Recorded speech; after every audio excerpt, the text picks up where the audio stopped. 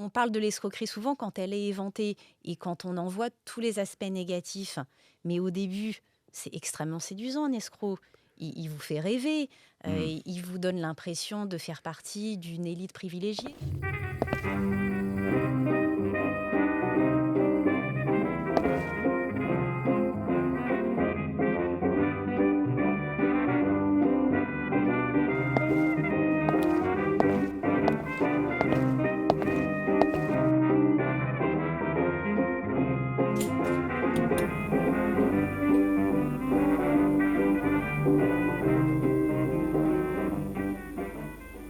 Bonjour à tous, chers abonnés d'Omerta, chers abonnés de notre chaîne YouTube, également abonnés de l'application Omerta. J'insiste souvent, à chaque fois, je le répète, n'hésitez pas à aller vous abonner à notre application. C'est là que se trouvent nos cœurs de métier, nos documentaires, beaucoup de choses. 5 € par mois, 2 € pour les étudiants, ça vaut le coup d'aller y jeter un œil. D'autant que vous êtes très nombreux, plus de 500 000, à nous avoir rejoints sur la chaîne YouTube. Et j'ai remarqué que certaines personnes qui suivaient nos vidéos eh bien, n'étaient pas au courant qu'il existait l'application. Comme ils n'étaient pas au courant forcément aussi qu'il existe un magazine Omerta actuellement disponible en kiosque, intitulé Congo, silence on tue, et qui traite justement de l'Afrique, de la problématique de la région des Grands Lacs et tous les enjeux autour des minerais rares, les fameux minerais rares dont on parle aussi régulièrement grâce ou à cause de Donald Trump. Voilà. Aujourd'hui, je vous reçois pour ce nouvelle édition de ce podcast Expression libre. Expression libre, pareil, on essaye d'avoir des voix parfois un peu dissonantes dans le concert habituel, on va dire, de l'univers médiatique, et d'aller chercher justement des morceaux de vérité ailleurs. Aujourd'hui, je reçois Julie Graziani. Bonjour Julie. Bonjour Régis. Alors Julie, je vais vous présenter, c'est la première fois que vous venez chez Omerta. Vous êtes journaliste, vous êtes éditorialiste politique, vous l'avez été pour BFM pendant pas mal d'années. Aujourd'hui, vous êtes sur France Info TV, sur T18, et également sur la chaîne T18, et également vous apparaissez sur 28 minutes Régulièrement, ouais. régulièrement. Vous sortez votre deuxième livre au titre Choc, Les escrocs, aux éditions de l'Artilleur. Alors, c'est un titre qui sonne d'emblée comme une dénonciation. On se doute que vous n'allez pas faire l'éloge de l'escroquerie. Euh, Comment vous est venue l'idée de ce livre? Est-ce que vous avez été victime d'un escroc? Vous avez voulu vous venger, c'est ça?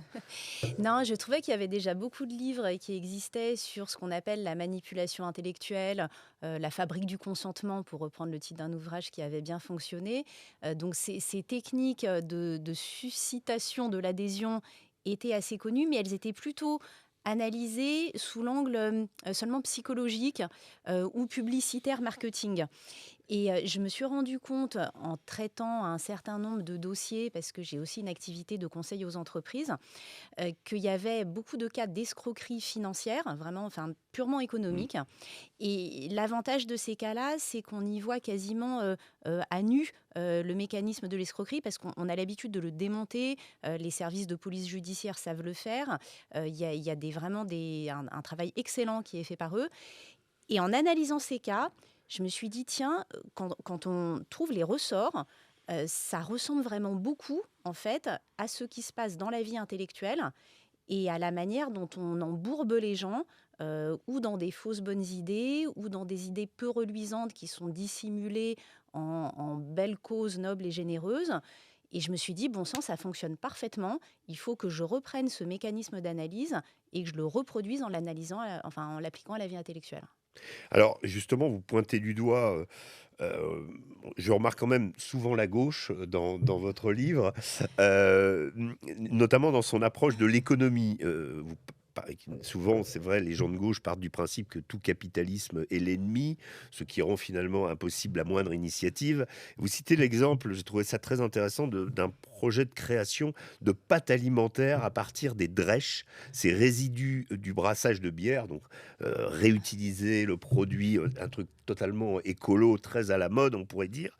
Et vous dites que sans capital risque, ce que LFI veut taxer, contrôler, etc., il est impossible de démarrer un tel projet. intérêts. Est-ce que vous ne pensez pas qu'au-delà, ça c'est ma question, de la gauche, on reste, je dirais, intellectuellement en France très dépendant de schémas marxistes qui, alliés au Mmh. concept très catholique de l'argent perçu comme sale, irriguent la société et font un frein, constituent un frein à la volonté d'entreprendre.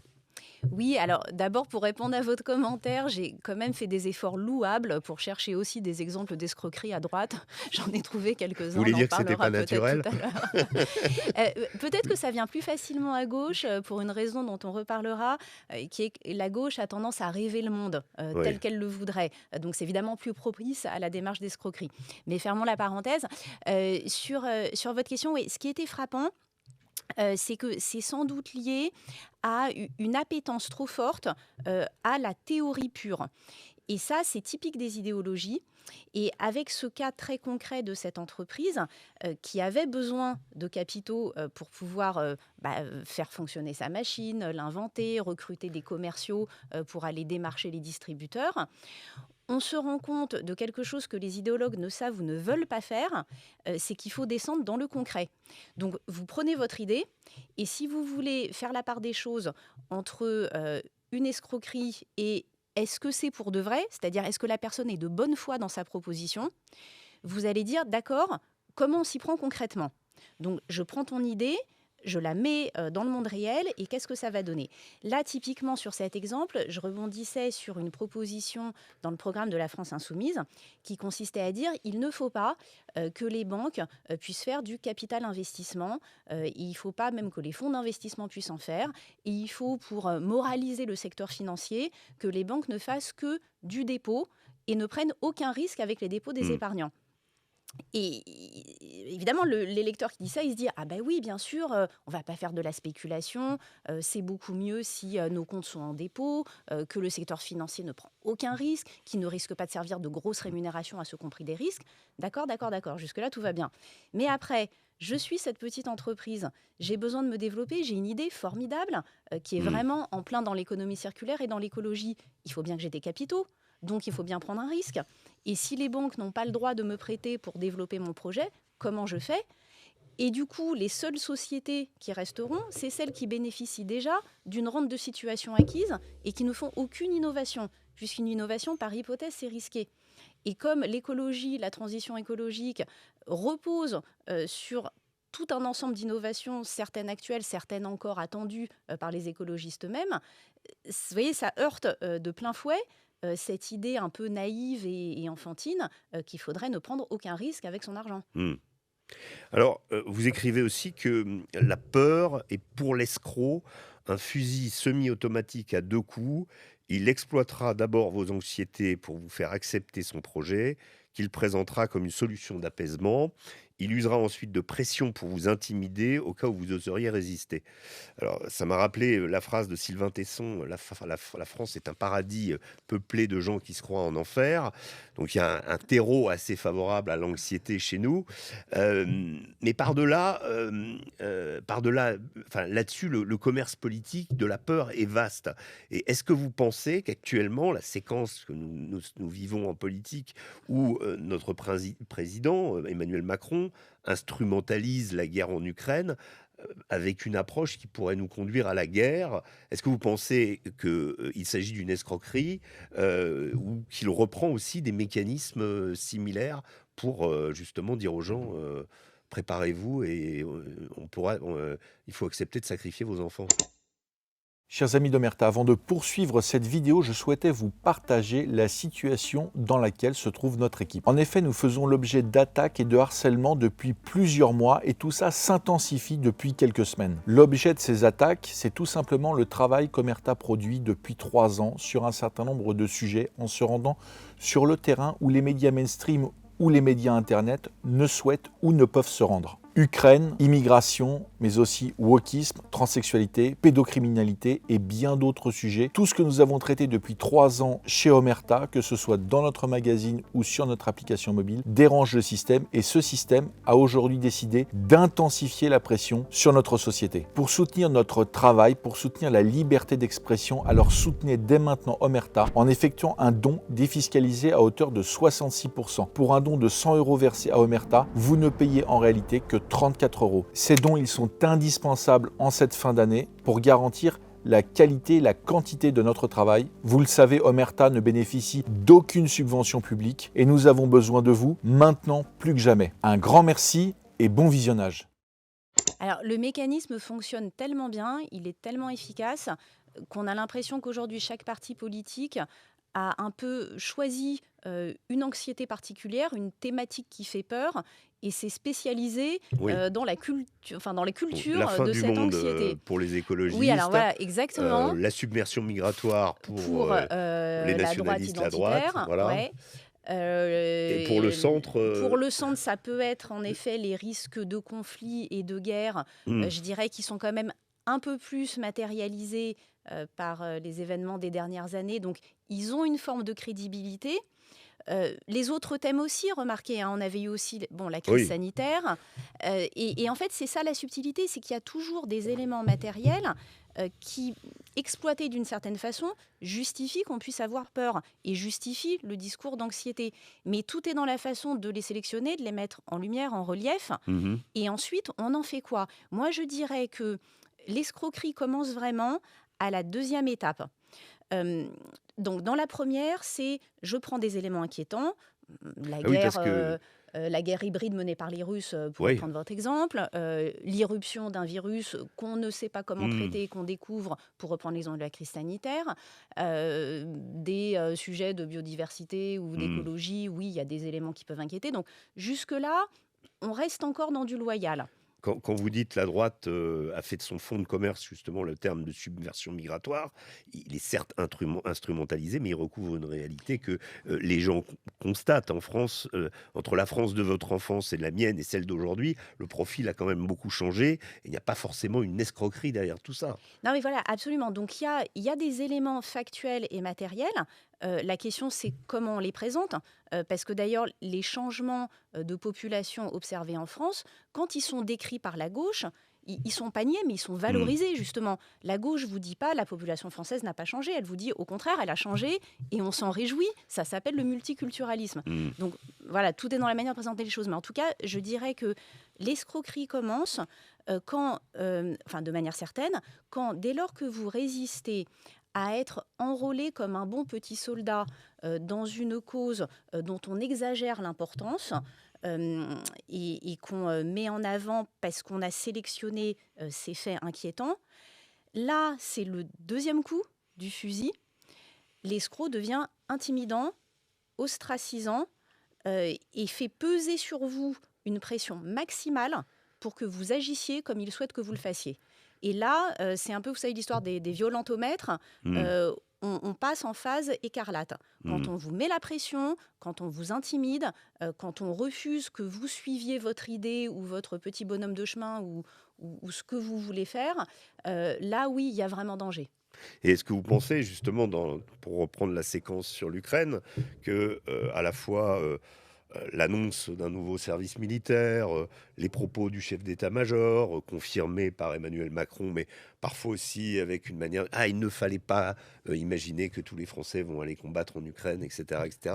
Qu'il y a quand même, des séquences médiatiques comme ça, qui sont construites avec cette idée justement d'instiller la peur pour pouvoir faire, on va dire, admettre le point de vue présidentiel. Sur l'exemple que vous citez, j'en reste au stade de la vigilance. C'est-à-dire, Mmh. j'ai pas encore d'éléments pour me faire basculer dans la qualification d'escroquerie intellectuelle. Ça reste encore un petit peu ténu. Ouais.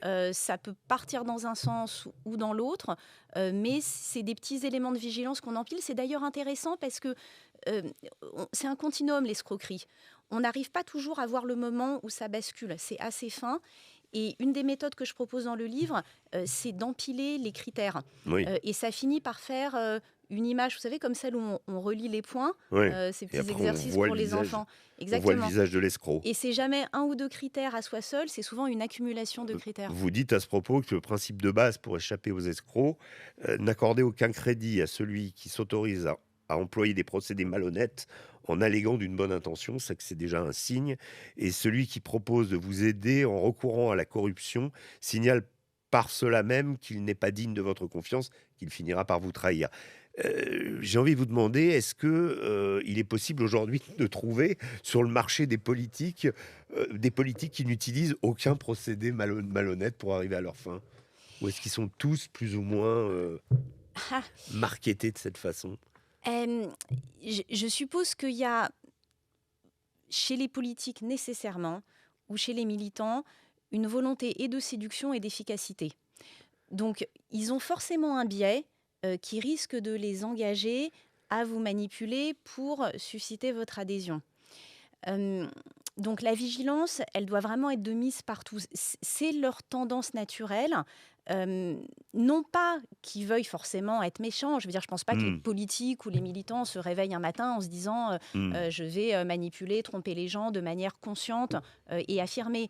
Mais ils ont tellement besoin de faire valoir leurs idées, de les faire ressortir dans un univers qui est aussi ultra concurrentiel. Hein.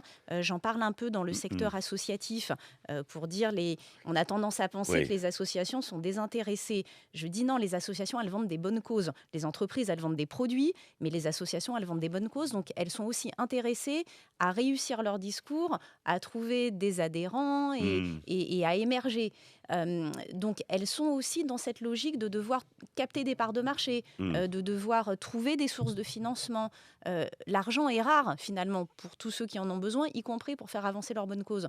Donc, oui, il y a forcément une proportion naturelle. Elle n'est pas forcément, d'ailleurs, toujours négative, parce que le biais qu'ils ont permet aussi parfois d'instruire à Mmh. charge, mais si nous, on en est conscient, ça nous permet de voir tous les arguments d'un côté, y compris un peu exagérés, un peu travestis, et ça rend aussi le citoyen beaucoup plus conscient. Mais ça suppose qu'à Mmh. chaque fois, on doit recueillir le discours vraiment comme un objet critique. Mais vous évoquez, enfin, peut-être l'exemple parachevé de ça, c'est l'affaire, Cruz-Marie, Oui, qui est une vieille affaire, mais d'ailleurs. qui est incroyable, qui n'existait pas à l'époque de la on va dire, où la communication n'était pas aussi intense qu'aujourd'hui, mais qui a permis quand même à quelqu'un de s'enrichir sur, une cause qui est le cancer, personnellement, quoi. Pour reprendre ce dossier que j'ai redécouvert, puisque Mmh. il remonte à loin, en effet, je pense que Jacques Rosemary s'était dit, comme je suis une association, je suis insoupçonnable. Mmh. A fortiori, en plus, à l'époque, le cancer, c'était quelque chose qu'on ne savait beaucoup moins bien soigner qu'aujourd'hui. Les Mmh. méthodes étaient moins en moins, donc c'était terrorisant pour les Mmh. gens. Quand un proche était atteint du cancer, ça se comptait en semaines ou en Oui, mois. oui, il était déjà Euh, condamné ou presque, voilà. ouais. Il avait aussi eu l'intelligence de faire valoir quelque chose de très émotionnel en disant j'ai perdu la femme que j'aimais Oui. alors qu'on devait se marier à cause d'un cancer. Donc je suis un homme brisé mais qui transmue mon chagrin dans une Mmh. cause positive. Et donc personne n'avait pu imaginer qu'il y aurait des détournements. Donc c'était les dons Mmh. des adhérents qui étaient détournés pour ses besoins personnels. Mmh. Les associations n'étaient quasiment pas soumises à vérification à ce moment-là, ça s'est un petit peu arrangé. Mais ça paraissait tellement la vraie noble cause que personne n'osait Mmh. s'interroger. Mmh. Et on a aussi ça aujourd'hui, hein, plus la cause affichée est noble et belle, moins les gens se sentent autorisés à avoir des doutes Mmh. et à se demander si c'est bien le cas. Parce qu'ils craignent aussitôt qu'on leur dise « Ah, mais c'est donc que tu es contre cette cause ». Mmh. Ça, on le voit beaucoup sur l'antiracisme, par exemple. Quand Mmh. l'antiracisme est utilisé en fait pour produire du racisme, on sent bien que les gens s'auto-censurent parce qu'ils ont peur Oui, d'être d'être accusé. pointés du doigt et de ne pas, ils veulent pas se retrouver dans cette position. Alors, on en viendra tout à l'heure sur les ce que je peux peut-être appeler les mots maudits, en tout cas les mots qui vous condamnent.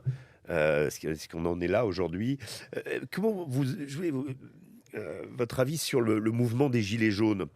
Il n'y a pas de leader, pas de projet prédéfini, a priori pas d'escroquerie, une volonté d'échapper justement aux politiques, une révolte pure. Diriez-vous qu'il n'est pas une escroquerie et pourtant il participe de la détresse instrumentalisée par les populistes ou la gauche, mais il n'y a pas d'exploitation? Alors aucune pour les gilets jaunes. J'étudie le sujet dans le chapitre que j'ai consacré au populisme. Hmm. La détresse des gilets jaunes, elle s'est poursuivie pendant le mouvement et après le mouvement, Mmh. essentiellement parce qu'ils n'ont jamais voulu se doter d'un leader Mmh. et adopter une forme structurée qui leur aurait permis de faire valoir leurs revendications. S'ils l'avaient fait, il y aurait peut-être eu une forme d'escroquerie, comme celle que j'ai analysée, qui est afférente au mouvement 5 étoiles en Oui. Italie, qui est très intéressante parce que ça commence comme les Gilets jaunes, ça commence Mmh. comme une éruption spontanée à la base. Et les deux instigateurs du mouvement réalisent que c'est eux qui détiennent les codes d'accès à cette application Internet qui permet aux gens de s'exprimer librement. Mmh. Et là où tout le monde pensait qu'ils avaient un pouvoir horizontal, parce que chaque citoyen était à équivalence de parler sur les réseaux sociaux, en fait, non. Celui qui détient le code verrouille la communication. Il peut retirer quelqu'un de la plateforme, comme Mmh. ça a pu arriver à plein de monde sur YouTube, Mmh. X, ex-Twitter, etc. Donc, le mouvement découvre que là où il pensait être horizontal, démocratie directe, non, en réalité, il y a quelques personnes qui tiennent les manettes et qui garderont les manettes. Les Gilets jaunes, c'est le contraire. C'est un mouvement vraiment chimiquement pur, Mmh. qui n'a jamais versé dans l'escroquerie. Et j'ai presque envie de dire, c'est dommage, Ça lui a causé sa perte. parce que ça a causé sa perte. Ouais. Euh, Donc ce- l'escroquerie peut être bénéfique ben, parfois alors, si on dans ce entend... monde d'escrocs. En fait, l'escroquerie commence surtout ou perdure quand vous n'avez pas de parole en face Mmh. pour apporter la contradiction. Là, je me suis vraiment inspirée de ce qu'on pratique dans le monde du droit. Dans le monde du droit, un avocat assigne ou rédige ses conclusions. Il fait valoir le point de vue de son client. Il sélectionne les pièces qui l'intéressent. Il écarte les autres. Il grossit, caricature éventuellement.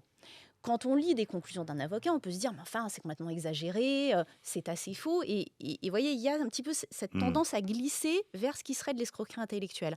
Comment le droit évite ça? Comment les tribunaux évitent ça? Grâce au principe du contradictoire. Le premier raconte son histoire, mais l'autre partie raconte son histoire aussi. Mmh. Resélectionne ses propres pièces, remet en lumière ce qu'elle veut. Et quand le juge reçoit ça, il lit les deux. Oui. Et après, chacun peut aussi échanger ses arguments. Donc, le meilleur antidote à la tentation d'escroquerie intellectuelle, qui nous guette tous, je veux dire, moi la première, quand on a envie de défendre une thèse, c'est que vous ayez la partie adverse. Donc, dans un débat télé, ça va être le contradicteur qui est d'un autre bord que vous, qui lui va venir chercher d'autres arguments auxquels peut-être parfois vous n'avez pas pensé d'ailleurs, parce Oui. qu'on peut aussi être pris dans sa propre escroquerie.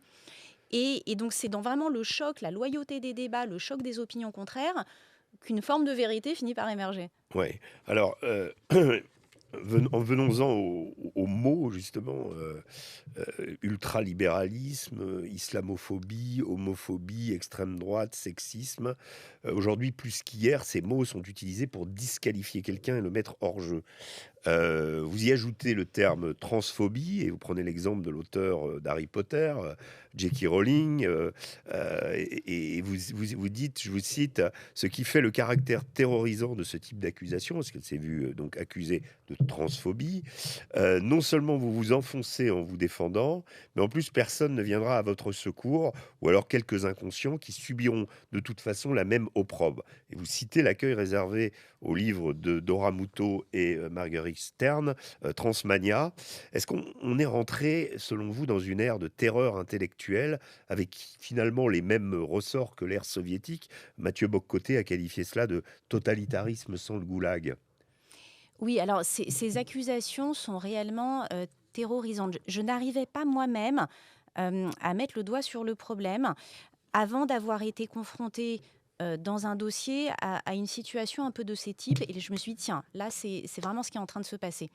Je reprends rapidement Oui, oui, bien le sûr. dossier en question.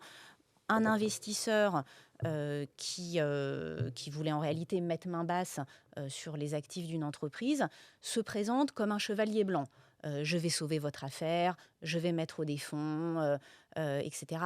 Et il essaye de séduire les salariés pour avoir leur soutien pour porter son projet. Et il y a des petites incohérences qui commencent à surgir par-ci, par-là. Au bout d'un moment, l'un des salariés qui est élu au CSE, élu syndical, se dit « mais ça va pas ». Et puis, il est quand même très insistant. J'ai l'impression de me sentir poussé dans cette direction. Bref, il fait part de son malaise. Et là, le séducteur se transforme en intimidateur terrorisant et se met à jeter tout un tas d'accusations en accusant donc en particulier cet élu de faire le jeu du patron et de la direction, qui lui-même était pris dans des affaires peu reluisantes. Donc, autrement dit, vous voyez, il a fait la même chose.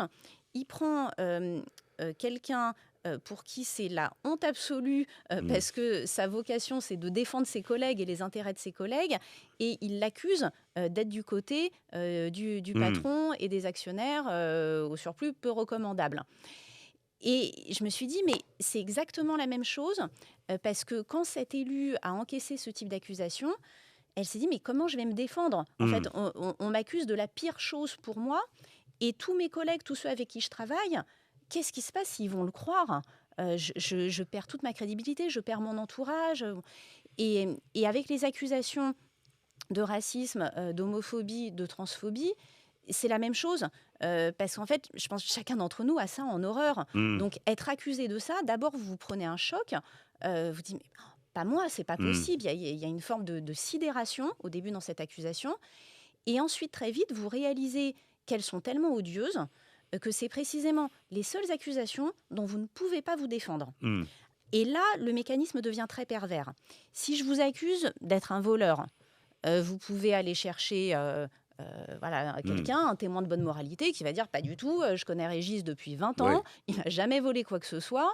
Et d'ailleurs, là, il a pris le mug, mais il va le reposer sur la table. Non, c'est pas du vol, tu manipules, tu déformes les choses. Si cette même accusation est formulée dans un cadre racisme, homophobie et transphobie, pour les pires, vous ne pouvez pas vous en défendre. Et quand vous vous en défendez, ça devient la preuve de votre culpabilité. S'il s'en défend, c'est donc qu'il n'est pas à l'aise avec le sujet. Et les autres n'osent pas parce qu'ils se disent peut-être qu'il l'est. Exact, peut-être qu'il l'est. Moi-même, en venant à son secours, je vais être accusée. C'est d'ailleurs comme ça que ça commence pour J.K. Rowling. En fait, au début, elle vient au secours d'une personne qui a perdu son emploi. Et c'est le fait de venir à son secours, de venir la défendre, qui fait que l'accusation fait tache d'huile et se met aussi à la contaminer. Donc, c'est un mécanisme qui est complètement... où l'accusation devient la condamnation, équivaut à la condamnation. Et une fois que c'est fait, plus personne n'ose risquer sa réputation, plus personne ne veut mettre en danger son image. Donc, il n'y a rien de pire, il n'y a rien de plus efficace. Et en même temps, il n'y a rien de plus pervers que ce type d'accusation, parce que l'accusateur gagne à tous les coups. Est-ce qu'aujourd'hui, ces phénomènes-là, justement, sont, on peut dire, que d'une certaine façon, ils existaient avant, c'était ce qu'on pouvait appeler la rumeur ou la réputation de quelqu'un qui n'était pas forcément fondée, mais on savait par le bouche à oreille, etc. Aujourd'hui, avec les réseaux sociaux, ça se renforce, c'est ça. Avec l'ère numérique dans laquelle on vit, où une partie de notre vie s'exprime ou même se déroule sur ces mêmes réseaux sociaux, on est face à un engrenage qui est beaucoup plus facile, je vais dire, à se mettre en place. D'abord, ça va beaucoup plus vite. Et je prends l'exemple de Justine Sacco, qui va en Afrique du Sud, qui fait ce qu'elle pense être une blague de mauvais goût avant de prendre son vol. Rappelez-nous qui est Justine Sacco. C'était elle travaillait dans la communication pour un certain nombre d'ONG qui œuvraient précisément dans différents pays d'Afrique pour en favoriser le développement local et des populations. Donc c'était plutôt quelqu'un dans sa démarche professionnelle, dans son parcours personnel, qui était du côté du progressisme. Enfin, c'était pas du tout quelqu'un qui était dans des idées racistes, bien au contraire. Tout son travail démontrait que c'était pas ça. Et elle fait une blague qui peut être interprétée à double sens. C'est une blague qui joue sur les stéréotypes. Elle dit, moi je voulais justement, en faisant cette blague, dénoncer notre petit confort d'occidentaux ultra privilégiés qui n'ont aucune conscience de ce qui se passe sur place. Ça, c'est ce qu'elle expliquera plus tard, quand la parole lui sera donnée, mais bien plus tard. Et la blague est interprétée comme méprisante. Et donc, elle fait cette blague-là au moment de prendre le vol. Quand elle atterrit 10 heures plus tard au Cap, l'affaire a déjà fait le tour de la planète en 10 heures, et sa vie est ruinée en 10 heures. C'est-à-dire qu'elle arrive dans l'hôtel où elle avait réservé. Elle n'a plus de job. L'hôtel où elle avait réservé refuse de la prendre. Sa famille lui dit, tu nous as trop mis la honte, on ne parle plus. Pareil pour ses amis. Donc ça va beaucoup plus vite, ça fait le tour de la planète en quelques heures. Ensuite, ça se renforce parce que les gens qui surenchérissent ne connaissent pas Judine Sacco, ni son parcours, ni ses idées, et personne ne lui a donné l'occasion de se défendre. Donc, il y a une espèce de caisse de résonance Mmh. qui, avant, ne pouvait pas prendre autant d'ampleur Mmh. et qui, maintenant, peut le faire parce que ça va très vite, parce que l'algorithme Oui. reproduit l'indignation et parce que personne ne vient apporter la contradiction pour les raisons qu'on indiquait tout à l'heure, Mmh. mais aussi faute de moyens techniques de la porter. Mmh. Non, c'est un exemple absolument incroyable. Alors, je vais revenir un petit peu quand même sur Emmanuel Macron. Parce que tout à l'heure, vous m'avez dit, vous n'étiez pas sûr sur l'Ukraine, vous n'aviez pas de, voilà, qu'il y ait. Mais vous écrivez, alors je ne dis pas que le président est un escroc, mais je voulais votre réflexion. Vous écrivez, la première tâche de l'escroc, c'est de gagner votre confiance. Voilà, ça revient de façon, Ouais. voilà, c'est une des choses qui, on va dire, unit tous les escrocs. Un peu plus loin, vous expliquez que les sophistes latins l'appelaient aussi argument de respect ou argument de pouvoir, consiste à déduire de la compétence reconnue à un locuteur la véracité de son propos, et donc on imagine de ses actions. Est-ce que Emmanuel Macron a été qualifié à une époque de Mozart de la finance? On se rend compte au bout de 7 ans qu'il est devenu monsieur 1000 milliards de dettes supplémentaires. Est-ce que c'est une escroquerie intellectuelle à la base? Est-ce que c'est le même mécanisme finalement? Et oui, il y a un peu de ça. Et alors, il s'était quand même pas auto-qualifié lui-même Non, mais Mozart de la finance, c'est ce qu'on disait de lui. Euh, mais de la même manière, on peut mettre Bruno Le l'escroquerie. Maire dans le même sac, Ouais, hein. mais l'escroquerie prend parce qu'on a aussi la naïveté d'y croire. Oui, Euh, bah, on fait quelqu'un, confiance. alors on fait confiance, mais on perd de vue. Parce qu'on fait confiance, que les choses sont plus compliquées que ça. Typiquement, si le Mozart de la finance arrive, il peut être le financier le plus doué des 40 On dernières dirait années. Mozart a été Il ne- endetté toute sa vie, hein. Mais bon, mais il est mort pauvre. en tout cas, ça peut être le meilleur. Hmm. S'il n'y a pas quand même cette naïveté de l'électeur de penser qu'un homme à lui seul peut tout changer, ça ne prendrait pas. Et Oui, là encore, j'en reviens du simple au compliqué. Les finances publiques, a fortiori dans un pays comme la France, ça fait intervenir pas un homme. hmm. Ça fait intervenir des masses de décideurs, ça fait intervenir des enjeux très complexes, ça fait intervenir le Parlement, ça fait intervenir Oui. les prêteurs étrangers, ça fait Hmm. intervenir chacun d'entre nous quand il en demande davantage ou qu'il va en payer moins. Donc l'illusion, là, en fait, elle pouvait être aisément dissipée, quels que soient les qualificatifs dont on avait affublé Emmanuel Macron. Hmm. Il suffisait de comprendre qu'il ne peut pas y avoir de sauveur en la matière et qu'en plus, les décisions prises il y a 10 ans, elles continuent à produire leurs effets parce que le temps de l'économie reste un temps assez long. Hmm. Donc, là, pour le coup, c'était pas compliqué à débusquer.